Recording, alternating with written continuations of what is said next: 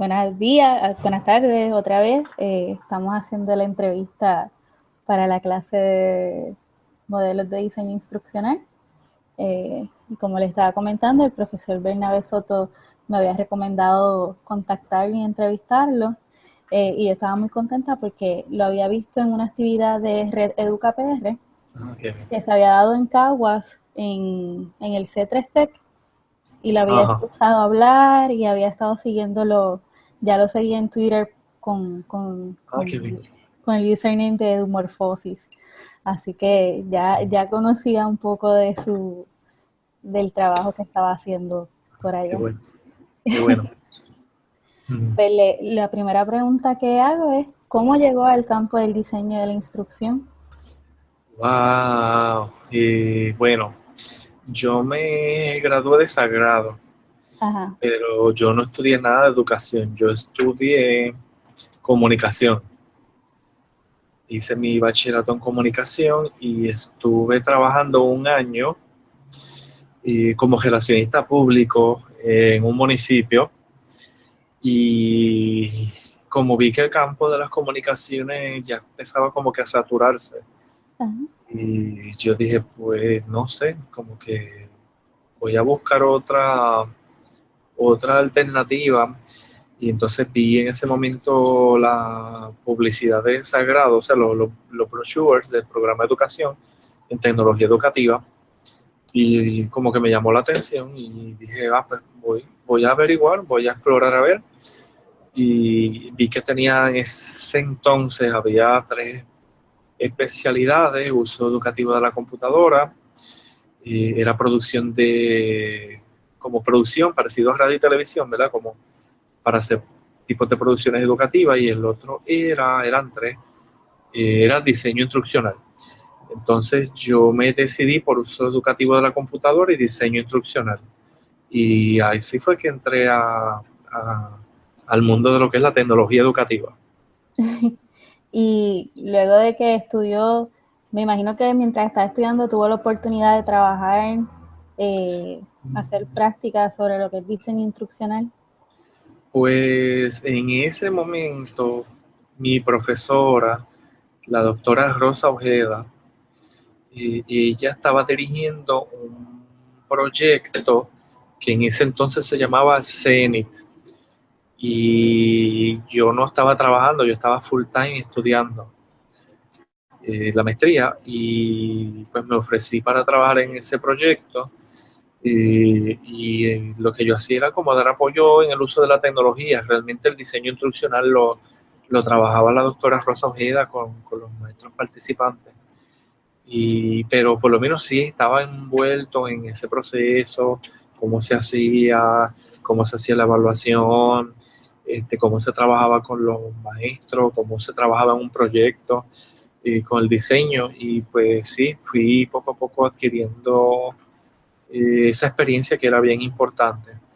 Y entonces de ahí pues caí en otras cosas de educación, diferentes proyectos, diferentes cosas, hasta donde estoy acá ahora.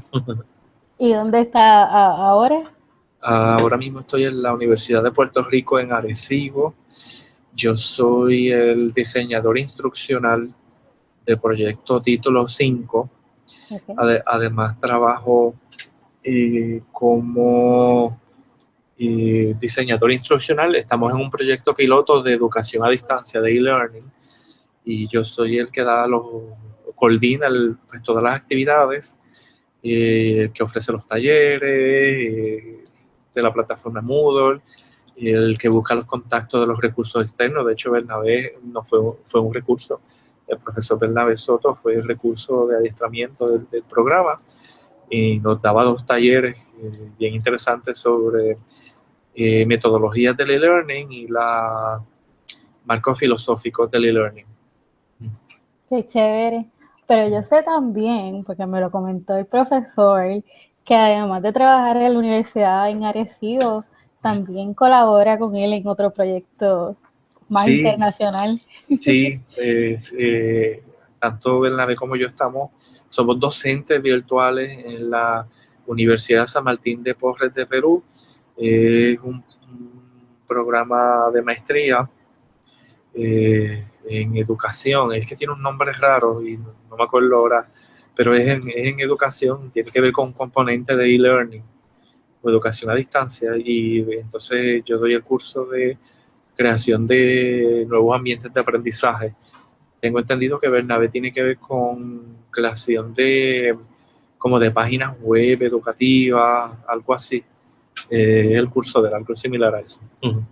¿Y cómo ha sido esa experiencia con estudiantes que están fuera de Puerto Rico y no tienen ese contacto directo con ellos? Fíjate, ha sido una buena experiencia. Es una cultura, es que la cultura estudiantil se parece mucho en todos los países. Ellos son bien respetuosos, ¿sabes? Eh, Acá en Puerto Rico los estudiantes tienden a ser un poquito más retantes. Allá lo que diga el profesor como que eso es, y se respeta mucho pues el profesor, pero en términos de hábitos de estudio, en términos de cómo hacer los trabajos, algunas deficiencias, es bien parecido a la cultura de aquí de Puerto Rico. O sea que eh, a diferencia de la idiomática, ¿no? La manera en que ellos se expresan y se comunican, que culturalmente es diferente, pero realmente el idioma de educación es como que es el mismo, un lenguaje universal prácticamente. Y estaba viendo también, no sé si con los estudiantes, que estaba produciendo como una revista virtual que está dentro de Dumorphosis. Bueno, no, lo que estábamos haciendo era lo que se llaman los PLN, los PLE, ¿sabes? Personal Sí. Learning Environment. Estábamos en eso, y por donde empezamos fue creando blogs, y una de las tareas era que los estudiantes redactaran un artículo de blog siguiendo una línea temática que yo les dejaba, ¿verdad? Un bosquejo, y ellos redactaban un artículo, hacían la investigación, redactaban un artículo. Esa era una de las tareas, y la otra tarea era que crearan una PLN, Personal Network Learning, que utilizaran las redes sociales para compartir información, conversar, compartir recursos, vínculos, y porque eso, lo que son los Play y las PLN son parte de las nuevas ecologías de aprendizaje, y eso es lo que se está practicando en el curso. Y como diseñador instruccional, ahora que estamos hablando de nuevas ecologías de aprendizaje, ¿cuáles son los retos que ves dentro de la educación con el diseño instruccional? Bueno, el reto ahora es bastante grande, porque el diseñador instruccional en un momento eh, era casi como un técnico. Sabéis que tecnología educativa y diseño instruccional, de hecho el diseño instruccional antes no se reconocía, era una rama de la educación, pero bien poco conocida, y ahora como que sí se ha estado dando mucho a conocer en el campo de la educación, y muchos diseñadores instruccionales pues terminamos siendo casi como tecnólogos educativos. En los 80 y 90 el tecnólogo educativo lo que hacía era cargar el carrito con los videos, el monitor, llevarlos al salón para conectarlo, insertar el videocassette o el CD y darle play, dejárselo todo listo al profesor para usarlo en la clase. Pues ahora en el siglo XXI, pues el carrito viene siendo como digital. Eh, eh, es montarle el curso al profesor, montarle los exámenes, ponerle accesible los videos, convertirle en PDF los recursos ¿verdad? Los textos, el contenido didáctico, y prácticamente es las mismas funciones de antes, pero ahora en un ambiente más digital. Las experiencias que tenemos ahora en el siglo XXI, los grandes retos, es precisamente que el diseñador instruccional debe moverse más hacia el diseño de aprendizaje, no tanto quedarse en el diseño de la instrucción. ¿Por qué? Porque ahora la parte del diseño equivale más a, como te dije, diseñar ambientes o ecologías de aprendizaje. y que pueden ser virtual y pueden ser presencial o pueden ser blended, los mixtos. Pero lo importante es que dentro del diseño instruccional se cambien las metodologías y que el rol del educador ahora no sea solamente transmitir contenido o transmitir información, sino que parte del diseño instruccional es que el educador cambie su rol a un dinamizador, a un facilitador, un guía, a un coach, porque el estudiante aprende más dentro de esa ecología haciendo proyectos, haciendo actividades. Es buscar la manera de que el aprendiz, los estudiantes del siglo XXI, sea un participador de la solución y no solamente un espectador de la crisis. Exacto. ¿Y qué es lo que está ocurriendo en el aula ahora? Y esos roles, es importante que el diseñador instruccional participe y sugiera esos cambios de roles y que incluso hasta el aula tradicional convertirla en lo que viene siendo una ecología, un entorno de aprendizaje colaborativo, ¿sabes? El aula no es para dar conferencias magistrales, para que el profesor se pare frente y dé su discurso retórico. Es un reto grande cambiar la mentalidad y el paradigma, pero el diseño instruccional hoy día tiene que moverse más a eso, como tú conviertes el aula en un laboratorio social donde el mismo educador toma un rol de aprendiz y los aprendices toman el rol de educadores y ponerlos a los estudiantes más al frente, a hablar, a presentar sus proyectos, a explicar sus investigaciones, a difundir el conocimiento que va gestionando a lo largo de su proyecto y de su trabajo.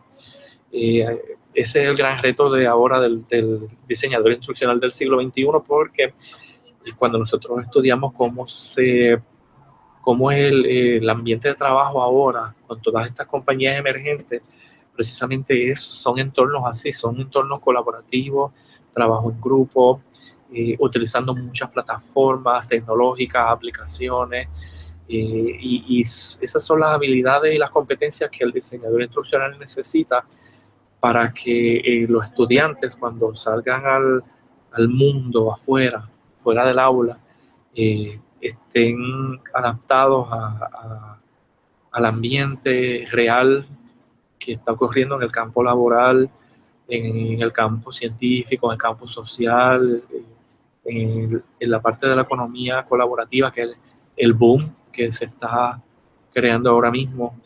Y deja un mensaje bien claro de que el trabajo del educador del siglo XXI ya no puede ser aislado en su oficina, en su cubículo. El educador del siglo XXI tiene que usar ese cubículo, esa oficina, en una oficina extendida, donde hay más transparencia en las cosas que hace, comparte los proyectos, comparte los recursos de los estudiantes, las actividades, y utiliza las redes sociales como uno de las herramientas principales para sostener esos vínculos con la comunidad educativa global. Eso me llega, ¿verdad? Porque precisamente el aspecto de la colaboración para mí es bien importante, porque entiendo que uno tiene que poner su trabajo, ¿verdad? Y no solamente compartirlo con sus compañeros, sino publicarlo, porque ahí es donde hay otro aula, ¿verdad? Hay otro lugar, otro entorno de aprendizaje donde se analiza críticamente lo que está pasando y entonces se participa activamente de la solución y se participa activamente sobre las tendencias que se van creando y lo que se va estableciendo Sí. Y otro elemento bien importante para añadir a tu comentario,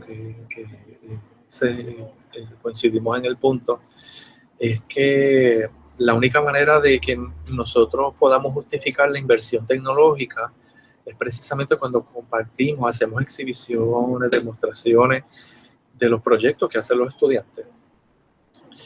Porque si eventualmente la intención es seguir invirtiendo en infraestructura tecnológica, pero la administración no ve que se está haciendo algo con la tecnología que ya tienen, ellos los administradores se van a cerrar en ese proceso de inversión de una nueva tecnología o infraestructura tecnológica. Y una de las cosas que yo les digo aquí a la administración es precisamente, y a las facultades, que tenemos que demostrar lo que los estudiantes están haciendo para que se pueda justificar nuevas inversiones tecnológicas. Eso es bien importante. Exacto.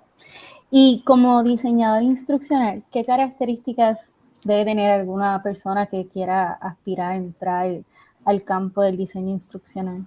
Bueno, el campo de diseño instruccional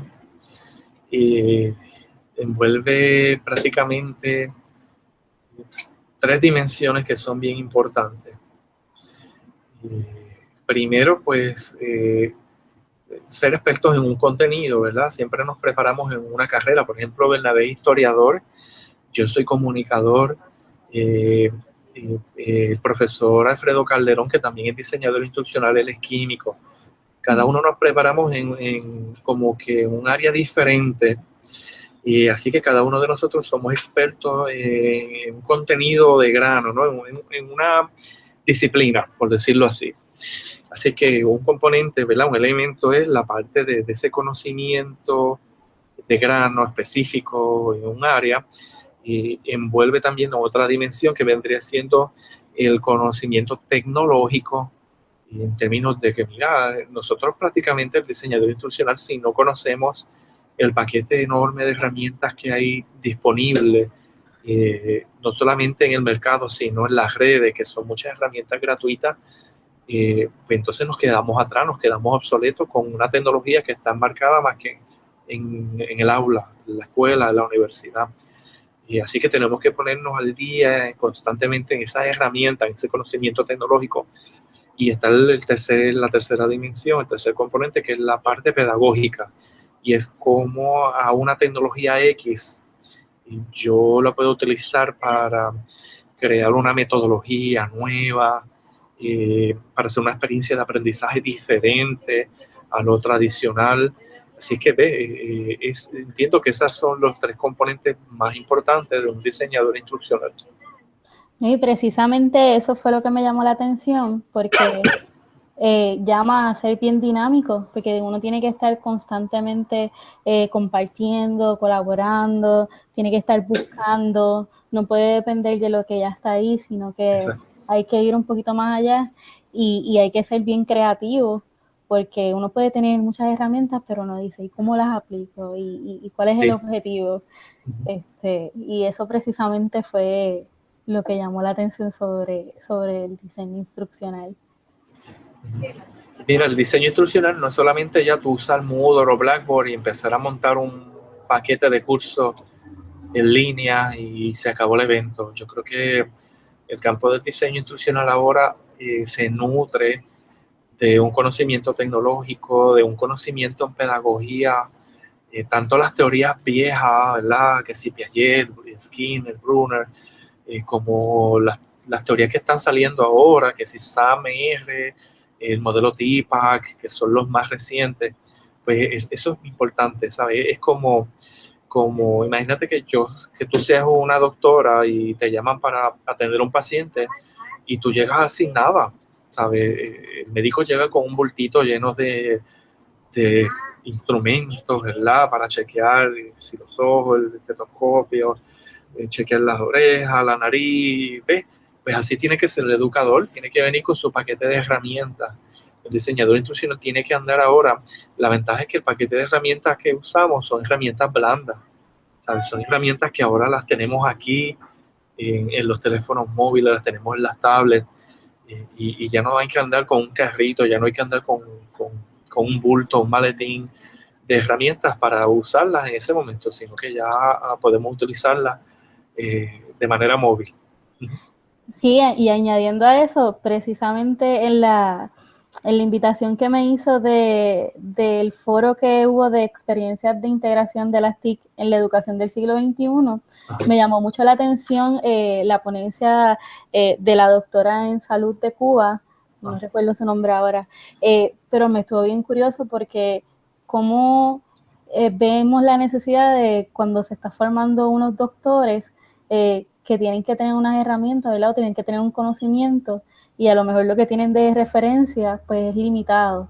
Y entonces, como la tecnología es la herramienta que le ayudó a expandir una biblioteca, y entonces ella fue una diseñadora instruccional porque lo que montó, la biblioteca que tiene para que los estudiantes hagan referencia, hagan sus estudios y los profesores den sus ponencias y la colaboración que se da virtualmente, a mí me pareció fantástico.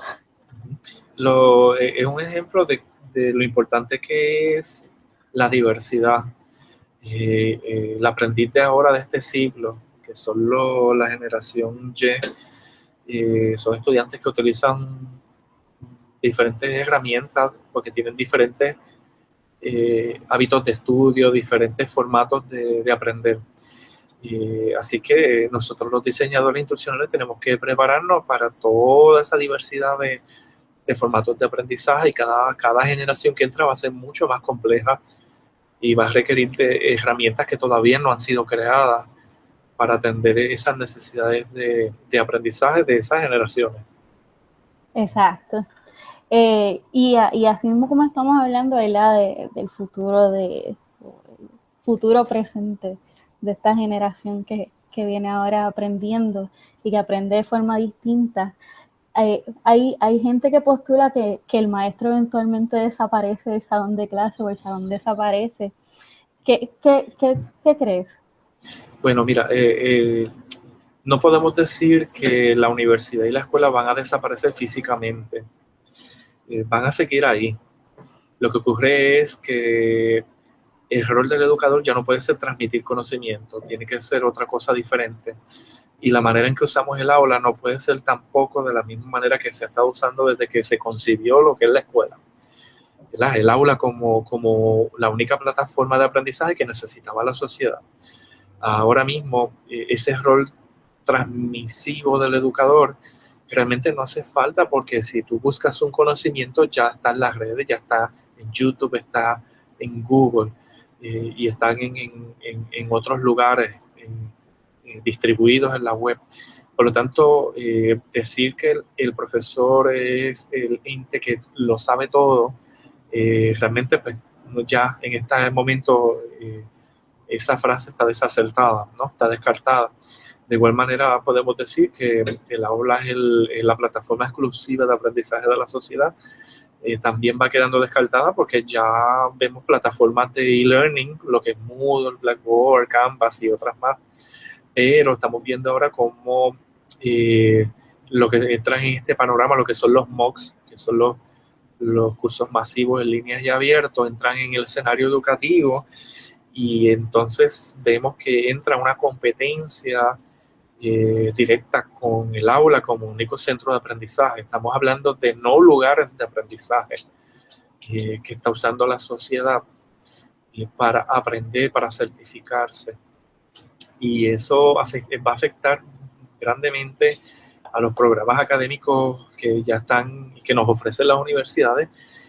Pues te puedo mencionar un proyecto que es el proyecto de Udacity con AT&T, que son los nanogrado. Y eso están sacando los estudiantes de las universidades para adentrarlos en estas experiencias de aprendizaje que son ultra especializadas para el campo de lo que es programación y codificación de nuevos lenguajes de programación, con el objetivo de que esos estudiantes que participan en ese programa, que es de 1 año o 2 años como mucho, tan pronto salgan de ahí de esa experiencia y van a conseguir empleo. Y los estudiantes de la generación Y, la generación Z y la alfa entienden que estar 4 o 5 años en una universidad es una expectativa de mucho tiempo. Estamos hablando de una generación inmediata que lo más que puede estar en una universidad a lo sumo va a ser 1 año y medio, 2 o 2 y medio. Y hay universidades incluso hasta Estados Unidos que ya están bajando el bachiller, lo están bajando a 3 años para ver cómo compiten con los MOOCs y cómo compiten con otros organismos educativos que se están creando, como son los nanogrado, Udemy, Myriada, edX y todas esas plataformas que están creando certificaciones. Y por ahí es que la sociedad del siglo XXI se está tirando mucho hacia la certificación y no hacia un bachillerato, una maestría, un doctorado. La gente lo que quiere son aprender las competencias, habilidades y destrezas que los van a llevar al mercado laboral. ¿Sabes? Ya no están pendientes al título, no están pendientes al promedio que van a sacar, que si magna cum laude y cum laude. La sociedad eventualmente no le va a interesar eso, así como a muchas compañías emergentes que están ahora, y te puedo mencionar, por ejemplo, Google ya ha lanzado varios artículos que dicen que el diploma ni el currículum, ¿verdad? La transcripción de créditos son indicadores de que la gente que van a contratar es lo que ellos necesitan. Así es que eventualmente el resumen, tu diploma, para estas compañías emergentes no es un indicador de que tú tienes las capacidades, los talentos que esa compañía necesita para que tú seas contratada. Exacto, y ahí yo creo que volvemos otra vez a la pregunta de los retos del diseño instruccional, porque ya las universidades y las instituciones académicas pues tienen que moverse de ese aspecto de tener una carrera longeva, ¿verdad? O un bachiller que sea de muchos años, cuando ya las empresas y el mundo laboral comienza a buscar destrezas, comienza a buscar aplicaciones, experiencias de vida, y entonces, ¿cómo nosotros transformamos porque ya el conocimiento está, como estábamos hablando, que si yo quiero buscar algo lo puedo buscar en Google, hay un video en YouTube, hay un tutorial, que ya el conocimiento está, y entonces, ¿cómo transformar ese salón a una ecología de aprendizaje que sea efectiva? Y yo creo que ese va a ser el reto del diseñador instruccional y tiene un papel clave en lo que viene en la educación. Un elemento adicional es que en un momento siempre se decía, mira, tú vas a la universidad porque en la universidad tú vas a estudiar humanidades, sociales, biología, química, y eso es lo que hace universal a la universidad. Bien, el que tú puedas estudiar diferentes disciplinas diferentes a la especialidad en la que tú vas a tener. Y lo que ocurre es que ahora en el siglo XXI muchas personas entienden que lo que hace universal a la universidad no es la variedad de cursos que el estudiante va a tomar, sino es la capacidad que tiene el estudiante para aprender de múltiples maneras. Eso es lo que realmente está haciendo universal a la universidad. Que el estudiante pueda tanto aprender de manera analógica, con recursos analógicos, como ahora con recursos digitales. Y eso es lo que están buscando las compañías, las empresas, cuando van a reclutar personal nuevo. Y es precisamente, no es que el estudiante tenga conocimientos atiborrados en la mente, con disciplina, sino que tenga capacidades de aprender, de adaptabilidad a los grandes cambios, a trabajar con personas, a trabajar en diferentes contextos, a aprender a trabajar de manera móvil, con diferentes plataformas tecnológicas. Y ese es el mensaje que los diseñadores instruccionales tenemos que llevar, que no solamente basta con las disciplinas, y es con la diversidad de formatos de aprendizaje. Exacto, y que no se pierde esa diversidad de disciplinas, porque cuando colaboramos y cuando estamos dispuestos, tenemos esas destrezas de adaptabilidad y de colaboración y de análisis, pues podemos estar en contacto con otras personas que a lo mejor no tienen la misma disciplina de nosotros, pero traen algo al campo y traen algo a lo que estamos queriendo hacer, que todos aprendemos, ¿no? Que no solamente aprende la persona, sino también nosotros. El diseñador instruccional no trabaja solo, el diseñador instruccional trabaja con el experto en contenido, trabaja con un diseñador gráfico, trabaja con un curricularista, trabaja, cuando tú vienes a ver, no es un trabajo solo con Moodle o Blackboard, con la plataforma, es un trabajo también con personas que tienen diferente manera de ver, ¿verdad? Las cosas y que aportan en ese proceso del diseño de un curso. Así que se nutre de la riqueza de disciplinas que se pueden integrar dentro del proceso del diseño. Ha sido bien interesante la conversación y no quiero terminar sin antes preguntarle de todas las experiencias que ha tenido, ¿cuál ha sido la más gratificante como diseñador instruccional? Bueno, es que son muchas experiencias y todas son valiosas, desde las más simples hasta las más complejas, todas han sido parte del proceso de aprendizaje. La experiencia que a mí más me gusta ahora es trabajar como freelancer. Y porque trabajar como freelancer me ha permitido hacer cosas que el sistema no me deja. Trabajar fuera del box, out of the box, fuera de la caja. He podido cruzar unas líneas rojas que el sistema no me deja. Y tú vas creando tu propio nombre de marca educativa, vas creando tus propias redes, vas creando tus propios canales, donde mucha gente que tú jamás pensaría que te iban a seguir, te están siguiendo. Así que el campo del diseño instruccional mezclado con las redes, mezclado con el uso de herramientas de la web, realmente están abriendo nuevos campos que antes no existían en el diseño instruccional y está abriendo como un nuevo horizonte de posibilidades que no se quedan encerrados en lo que es el diseño instruccional en la universidad, sino que los puedes expandir hasta otros contextos laborales, oportunidades que te llegan, como por ejemplo esta de Perú, donde estamos, pero a la misma vez, tanto el profesor Bernabé como yo participamos en diferentes foros internacionales. He estado en otros países, yo recientemente estuve en el que te invité, en el foro de Panamá y Costa Rica. Yo estuve en Paraguay en una actividad que me invitaron. He estado en Virtual Educa en 2 ocasiones aquí en Puerto Rico. Participé como 3 veces en el Foro Global de Educación, invitado por gente de Colombia, bueno, Latinoamérica, a participar. Y vemos que el rol del diseño instruccional no se queda en el trabajo encerrado en una universidad, un aula, sino que se ha ido expandiendo a lugares que jamás de verdad pensábamos que íbamos a llegar. Y por eso es importante que el diseñador instruccional hoy día se dé a conocer en las redes.